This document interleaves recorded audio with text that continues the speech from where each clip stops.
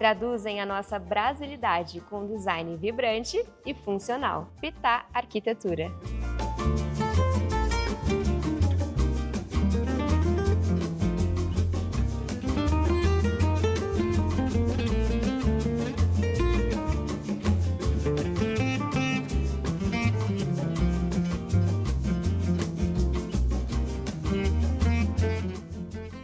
Bom, legal. Então acho que esse é um dos nossos projetos mais divertidos, né? A gente está num espaço que, diferente dos nossos outros projetos, não tem nenhuma estação de trabalho, né? Ele é um hub de encontro, de troca, de inovação, né? Esse cliente fez essa encomenda muito diferente, né? A ideia é que ninguém trabalhasse aqui de uma maneira concentrada, mas sim que viesse para o escritório para poder colaborar com clientes, colaborar com fornecedores, colaborar com parceiros. Então esse é um espaço muito aberto ao público, né? Ele é muito frequentado. A encomenda visual foi muito clara, né? A gente queria se aproveitar ao máximo a infraestrutura que já existia nesse espaço, né? Então essa característica bem industrial, o concreto bem marcado, as instalações aparentes, esse aspecto meio bruto que a gente tem aqui dentro, mas podendo trazer uma camada inspiradora, uma camada inusitada. E aí, pra gente, a inspiração foi num lugar bem interessante, que era a inspiração no realismo fantástico,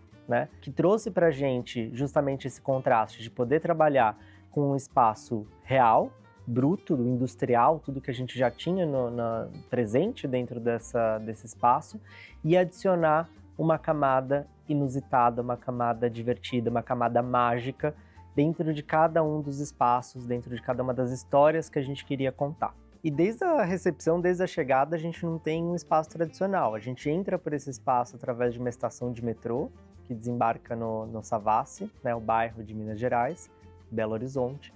E depois a gente cai nesse grande espaço que a gente está aqui agora, que é um espaço onde tudo acontece. Ele é um espaço para eventos, ele é um bar, a gente tem uma cafeteria, tem um barista trabalhando aqui, é uma recepção, tem uma cozinha industrial que é servida a almoços, onde o pessoal faz eventos, e tem uma conexão aqui atrás, nessa porta que a gente tem de garagem grafitada, que se abre para uma sala de treinamento. Então esse grande espaço, quase que 50% da nossa área, é dedicada para esse espaço de eventos, de troca, de interação, e rodeado de salas de reuniões, de espaços de troca mais íntimos, com uma acústica melhor, com uma sofisticação tecnológica mais apurada, né?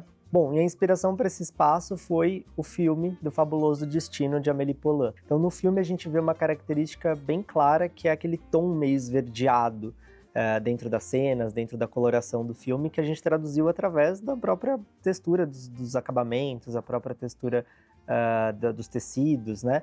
Fora todas as estampas que a gente trouxe nos estofados, os tapetes persas, essa atmosfera do veludo mais pesada que traz essa característica bem forte, bem marcada do filme, né?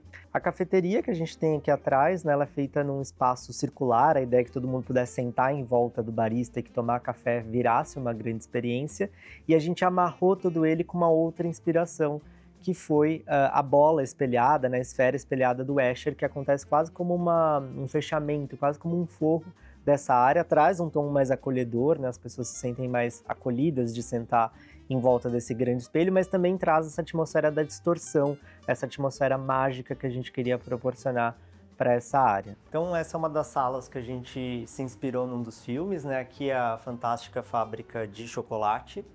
A ideia foi criar no forro esse elemento acústico, que são essas placas de PET reciclado, que absorvem o som, e a gente intercalou com os tickets dourados, né, que as crianças ganham para poder visitar a Fantástica Fábrica de Chocolate do Willy Wonka, né? Bom, e essa aqui é a nossa sala de podcast dentro do projeto. A inspiração foi o Pompidou, em Paris.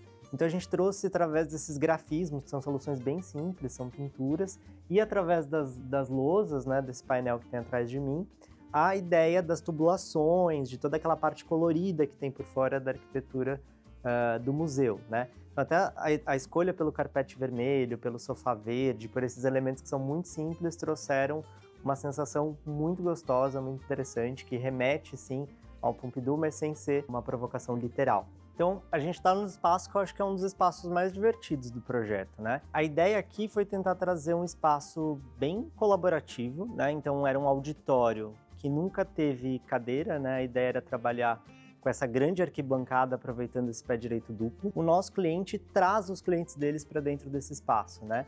E aqui acontecem diversas dinâmicas muito visando transformação digital, transformação dentro dessas empresas, né? Então a gente construiu um espaço que simbolizasse isso. E a gente criou alguns elementos dentro do projeto que também mudam bastante a atmosfera de um espaço de reunião, de um espaço de troca, né?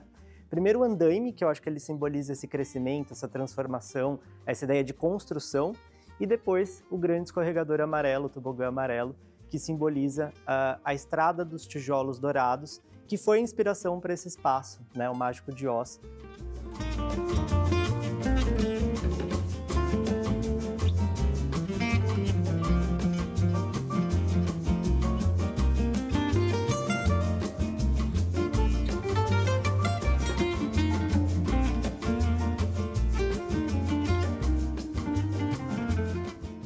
Hoje a gente está aqui na Intel, é um projeto educacional da Pitá, é um projeto incrível e assim, para comparar um projeto educacional de um projeto corporativo, são projetos completamente diferentes.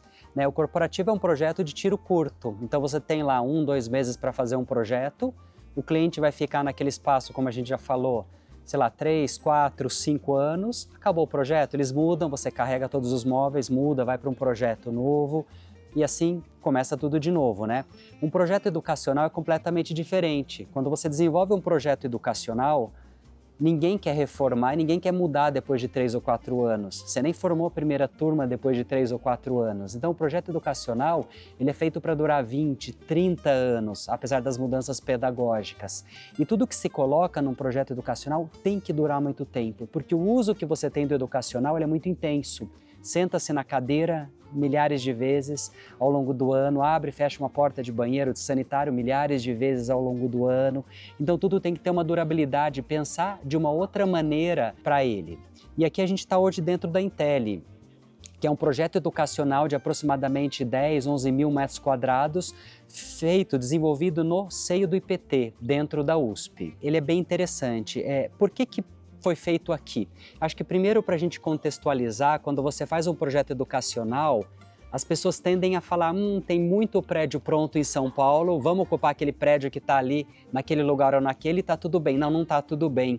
Um projeto educacional, ele pede rota de fuga, pede acesso, pede uma série de coisas que você não tem em todos os prédios. Dificilmente você faz um prédio comercial, você consegue converter ele como um prédio educacional, justamente por questões e restrições de uso. E o IPT tem uma coisa super interessante. O IPT tem tinha dezenas de imóveis sem uso. E o Intel ocupou um desses prédios, em torno de 10 mil metros quadrados, e fez uma requalificação desse imóvel. O projeto, para a gente ocupar, na verdade, ele veio para um galpão pequeno e a gente criou 2 mezaninos nesse galpão para aumentar o programa, para aumentar a metragem de uso. O galpão em si tinha 5 mil metros quadrados, a gente precisava dobrar a área em mezaninos, então foram criados 2 mezaninos. E o interessante desse prédio, quando a gente fez a primeira visita, é que, embora não fosse um prédio dentro do patrimônio histórico, era um prédio com mais de 100 anos. Então, assim, os tijolinhos que existiam, a cobertura, os vidros, como a gente tem aqui atrás, tudo isso tem mais de 100 anos. E outro prédio existente foi onde foi instalado o restaurante, a cozinha industrial, a sala de encontro dos alunos e tudo mais, né? Então, nesses 2 prédios é quase como se fosse uma conjunção de uso e no meio desse espaço tem os jardins, a quadra de esportes deles e tudo mais. E falando um pouquinho em metodologia, o que é super interessante, diferente de uma escola tradicional, onde você tem dezenas de salas de aulas onde você senta e aprende, a Intel ela pediu para a gente um programa muito ousado, muito inovador. Não tem sala de aula para aprender. Eles trabalham em grupos de projeto. Então, desde o primeiro ano, forma-se grupos de projeto, são salas de grupos de projeto. Então, são mesas para 6 a 8 pessoas que vão trabalhar naquele projeto durante 6 meses. Então, quando os alunos saem dessas salas, que são salas com supervisão de professores, que os professores rodam nas salas para atender todos os alunos, fora dessas salas, você também tem as casinhas, que logo mais a gente vai ver, que são as casinhas de projeto, onde os alunos podem sair daquela sala, o grupo de 6 ou 8, eles vão para as casinhas, que são as casinhas de projeto, eles podem trabalhar ali o dia todo, enquanto eles desenvolvem o projeto durante aquele semestre. E aqui a gente está no auditório, ele é super interessante, não só pelo formato, onde a gente tem um formato aí de 180 graus, onde todo mundo consegue enxergar o que está sendo explicado.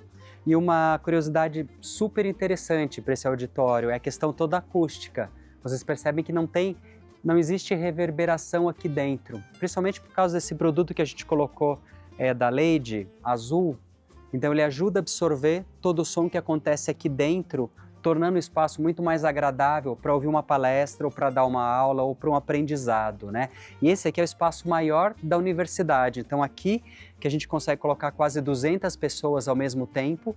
Se precisar ter uma aula presencial, de apresentação, uma palestra, um convidado, um palestrante, enfim, acontece aqui dentro desse espaço. É quase como se fosse um coração de aprendizado da Intelli. E o que a gente criou para subir nesses 2 mezaninos? Uma grande arquibancada, porque, claro, o estudante ele vai sentar de qualquer maneira na escada, não vai? Então a gente criou uma escada arquibancada, já que isso ia acontecer, ligando nessa primeira parte aqui o mezanino 1 e na segunda parte o mezanino 2. Então você tem um grande vão, um grande salão. Tá, e o grande barato aqui é o reaproveitamento de absolutamente toda a estrutura, né? Então aqui a gente está no segundo mezanino, mas a carcaça do prédio, ela foi inteira reaproveitada, assim como todas as janelas. A gente consegue ver, são as janelas que têm mais de 100 anos de idade. A gente só recuperou a estrutura de forro, que estava já caindo, mas o restante, toda a parte da estrutura, o estrutural do prédio foi mantido. Então a graça é que todas as salas de aula, elas têm essas janelas que dão para algum lugar, ou para o corredor, ou para os mezaninos. Então sempre tem uma interação entre sala de aula e as pessoas, os alunos, os professores que passam de alguma maneira, né? Então, o bacana da sala de aula é, como a gente falou, ela é formada em grupos de trabalho.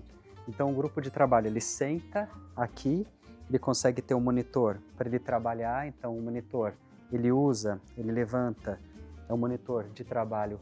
Tem as lousas. O que é interessante das lousas? Você pode colocar, correr, enfim, fazer o que você quiser com elas, né?